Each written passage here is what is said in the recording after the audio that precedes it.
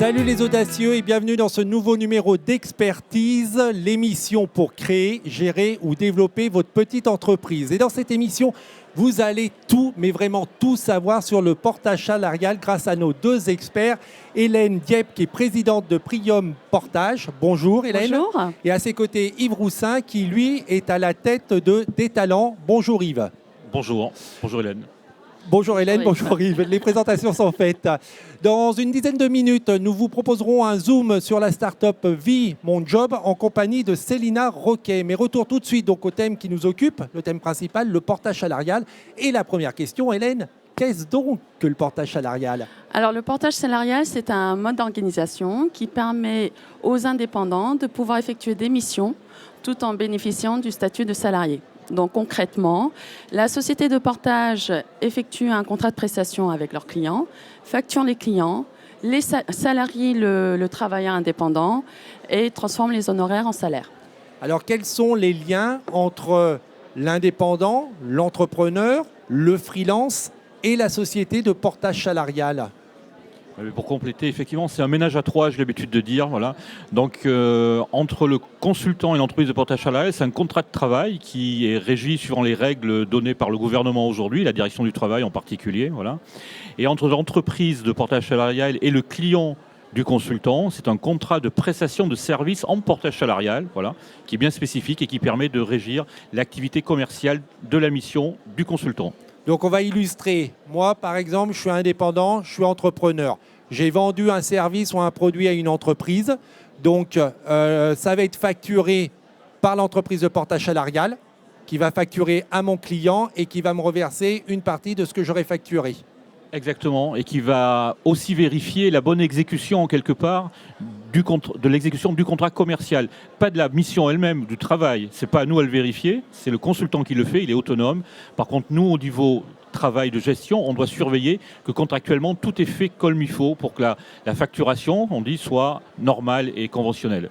Et pour reprendre donc les liens entre moi, indépendant, et l'entreprise de portage salarial, c'est un contrat de travail classique. De portage salarial. De portage salarial et pas de salarié, un contrat classique de portage salarial. Et entre l'entreprise de portage salarial et le client, mon client, c'est une relation commerciale. Exactement, des contrats de prestation.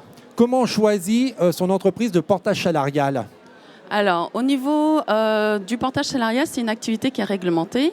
Donc, il y a une ordonnance qui est apparue le 3 avril 2015. Donc, déjà, il faut vérifier que la société de portage salarial respecte bien cette réglementation. Est-ce qu'il y a une liste qui référence toutes les entreprises de portage salarial qui sont justement agréées, qui respectent l'ordonnance ? Oui, alors nous avons un syndicat qui s'appelle le PEPS, qui est le syndicat du portage salarial, où certaines sociétés de portage qui respectent sa réglementation sont adhérentes à la PEPS. Donc, si une personne souhaite passer par une société de portage, ce qu'on leur conseille, c'est de vérifier que cette société fasse partie de la PEPS. D'accord. Et au sein de cette liste de portage salarial, quels sont les arguments, quels sont les atouts à regarder pour choisir une société de portage salarial plus qu'une autre ? Alors, déjà, il faut qu'elle respecte la réglementation. C'est la base. Les minima. La deuxième chose, c'est que les sociétés de portage salarial se déclarent à la préfecture, donc comme c'est une activité réglementée. Et la troisième chose, c'est qu'elle ait aussi une garantie spécifique de salaire. En fait, toute société cotise à l'AGS, qui est la garantie des salaires, et nous avons également une garantie complémentaire qui est imposée par l'ordonnance d'avril 2015. Donc, on a vu, Yves, qu'il y a des obligations pour l'entreprise de portage salarial. Moi, je suis indépendant, je veux me faire porter par une société de portage salarial. Porter. Donc, j'ai vérifié que l'entreprise de portage salarial respectait ses obligations. Après, à quoi je dois être vigilant quand j'ai choisi ma société de portage salarial, que je vais signer un contrat avec elle, à quoi je fais attention dans mon contrat ? De la même façon, il faut être pédagogique, comme l'a dit Hélène. Il faut effectivement, une fois de plus, regarder que le contrat de travail respecte les règles du portage salarial. Voilà. Donc là, c'est un peu complexe pour quelqu'un qui veut se lancer là-dedans. Je dirais. Donc si c'est complexe, est-ce qu'on se fait accompagner d'un avocat ? Non. D'accord, c'est complexe, mais on peut s'en sortir. Je veux dire c'est complexe parce que les gens ne sont pas familiers avec les réglementations. Et je reviens sur le discours de Hélène, effectivement. Aujourd'hui, les structures qui sont aujourd'hui adhérentes au syndicat ont respectent les règles aujourd'hui. C'est une garantie. Le syndicat, c'est une garantie. C'est entre autres une garantie. J'ai choisi ma société de portage au sein du syndicat. Après, je fais attention à quoi dans mon contrat? Que ce soit conforme à l'objet de sa mission. Voilà. Et là donc, on rentre dans l'opérationnel, c'est-à-dire que le consultant a négocié une mission avec une entreprise, avec un niveau de facturation. Et donc, il faut que ce qui doit être transcrit dans le contrat de travail, c'est la rémunération qui lui échoit une fois que la structure de portage salarial a prélevé sa commission qu'on appelle les frais de gestion. Donc, il faut qu'il soit vigilant au contenu spécifique à sa mission qui est transcrite dans le contrat de travail. Et alors, je vais rebondir, puisque vous parlez de rémunération et de frais de gestion. Ça va me coûter combien, ce petit intermédiaire de portage salarial? Donc, les frais de gestion, c'est autour de 10% du chiffre d'affaires hors taxe. Voilà. Et pour le travailleur indépendant, lui, il récupère environ 50% du chiffre d'affaires en taxe en salaire net.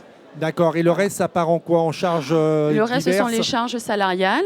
Donc, le salaire net plus les charges salariales, ça donne le salaire brut. Et ensuite, les charges patronales. Est-ce qu'on peut facilement rompre son contrat de portage salarial? J'en ai marre de ma société qui ne me porte pas très bien et je voudrais faire autre chose. Alors, pour la première question, rompre le contrat de portage salarial, oui. Le contrat de travail de portage salarial, oui. Et la normalisation permet cette flexibilité, cette flexi-sécurité qui est dans le portage salarial, effectivement, aujourd'hui. Si c'est un CDD, voilà, il se termine à sa date d'échéance.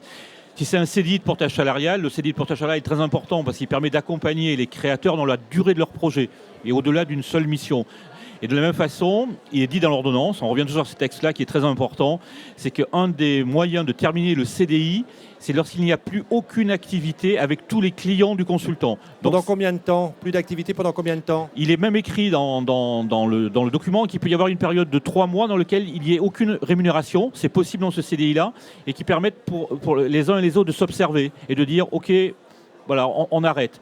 Mais dans cette flexi-sécurité extrêmement encadrée du portage salarial, le fait qu'il n'y ait plus d'activité commerciale permet de terminer le contrat de travail, tout en respectant un certain nombre de règles. Ces règles-là seront complètement édictées une fois que la convention collective du portage salarial sera produite. D'ici 24 mois, il faut laisser passer les élections, bien sûr. Le portage salarial va s'occuper de ma facturation, va m'accompagner. Quel est, au-delà de ça, l'intérêt quand je suis entrepreneur, je veux créer mon activité? Quel est l'intérêt pour moi d'aller voir une société de portage salarial plutôt que de créer ma propre entreprise? Alors, le premier intérêt, c'est la sécurité. En portage salarial, nous sommes salariés portés. Donc, du coup, nous bénéficions de la protection du salariat, c'est-à-dire la cotisation chômage, la retraite. Tout ce qui va avec le salarié. Exactement, exactement. Donc ça, c'est le premier avantage, la sécurité. Deuxième avantage? Le deuxième avantage, c'est aussi l'autonomie, c'est-à-dire que la personne qui vient et qui souhaite faire du portage salarial, c'est une personne qui est indépendante et autonome également. Donc, elle allie la partie sécurité et l'autonomie de se trouver des missions, des prestations. Et je suppose que le troisième avantage, c'est que je peux me concentrer sur mon activité, développer le commerce, me concentrer sur mes missions de consultant et tout ce qui est administratif, paperasse, c'est la société de portage qui s'y colle. De ne pas créer deux sociétés, de ne pas avoir la comptabilité à gérer, les déclarations, etc. Il y a un autre phénomène aussi qui est important, c'est le fait que le créateur ne soit plus seul. Du coup, il se retrouve dans l'écosystème de la structure de portage salarial. Et en fonction de chaque société développe un niveau de service qui lui est propre, qui sont liés au niveau d'accompagnement que la structure veut proposer aux gens qui la rejoignent. Et là, je pense que c'est un des atouts très forts de la structure de portage salarial aujourd'hui par rapport aux créateurs, c'est d'apporter tout un niveau de service auquel elle ne pourrait pas avoir accès en étant toute seule. Voilà. Merci beaucoup de ces précisions, de nous avoir apporté ces brillants éclairages sur le portage salarial. Merci. Je vous propose de rester puisque va nous rejoindre Célina Roquet pour un zoom sur sa start-up Vie Mon Job.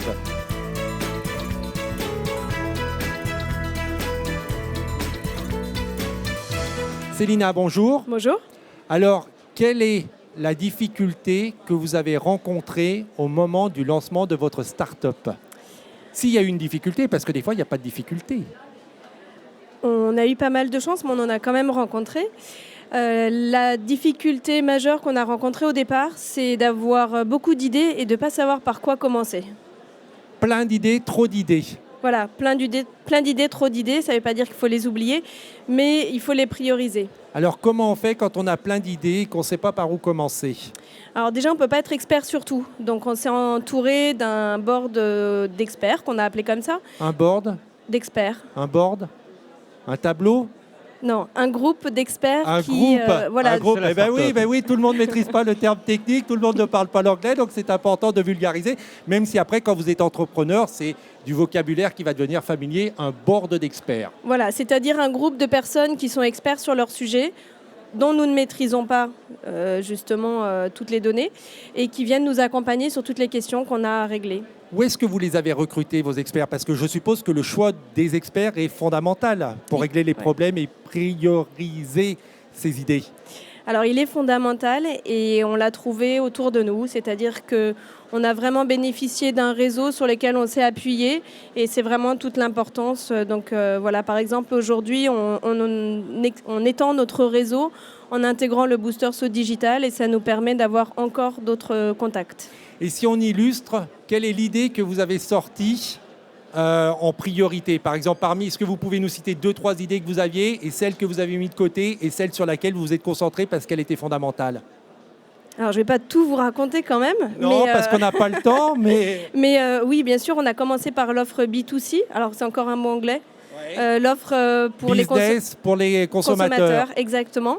Donc, qui est celle qu'on peut voir sur notre site internet.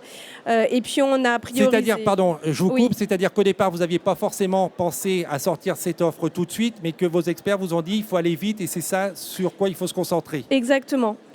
Donc, c'est à la fois du marketing, du juridique, de la communication, de la stratégie commerciale aussi. Et c'est là-dessus qu'on a avancé dans un premier temps. Et comme vous avez plein d'idées encore, quelle est la prochaine étape de développement de votre start-up Vie Mon Job? Donc la prochaine étape, ce sera d'avancer sur la partie B2B, c'est-à-dire business. Donc d'offrir cette possibilité d'immersion pour n'importe qui au RH des entreprises pour envoyer leurs collaborateurs. C'est-à-dire qu'aujourd'hui, la start-up proposait à des individus de vivre la profession d'autres individus au sein d'autres entreprises, pas forcément au même poste. Et aujourd'hui, pour développer le business et augmenter la croissance de la start-up, vous allez vous tourner vers des entreprises et vous proposer ce service. Exactement. Et alors, comment on fait quand on veut passer, parce que c'est une problématique qu'on rencontre souvent, c'est-à-dire qu'on fait une offre grand public, mais qu'après, on se rend compte qu'il y a un marché auprès des professionnels, des entreprises. Comment on fait pour mettre en place cette offre ? Nous, on a choisi de démarcher les grands groupes dans un premier temps et de faire une preuve de concept à une certaine échelle et puis de développer ensuite à plus grande échelle. C'est facile à démarcher les grands comptes. On est une start-up, on vient de démarrer, on a facilement les rendez-vous, on décroche facilement des contrats. Et si oui, quel est votre petit secret pour le faire ? Alors, oui et non, ce n'est pas si difficile que ça, surtout quand on a les mots-clés qui vont bien et que les RH, en tout cas pour nous, c'est notre cible, les RH des entreprises entendent bien. Donc dès qu'on parle innovation sociale, emploi, c'est vrai que ce sont des mots qui sont assez facilement entendus. Et puis, de plus en plus, les grands groupes cherchent à créer des partenariats avec des startups. Donc ça veut dire que quand on est une petite structure, il ne faut pas avoir peur, il faut oser, il faut aller voir les grosses entreprises, il y a du business à faire. Oui. Et puis derrière, bien connaître l'entreprise et le service qu'on veut leur proposer pour que ça matche. Match qui est anglais, qui colle, pour que ça colle. Merci beaucoup Célina. Merci à vous. De ce précieux éclairage. Merci à vous pour vos conseils. Merci. Pour ceux qui voudraient revoir cette émission et les conseils, les précieux conseils qui vous auront été donnés, c'est Salon SME TV, la chaîne YouTube du Salon SME. C'est également sur demain.fr, le site internet de la chaîne Demain TV. On se retrouve très prochainement pour une nouvelle émission Expertise, l'émission pour créer, gérer et développer votre petite entreprise. Salut les audacieux.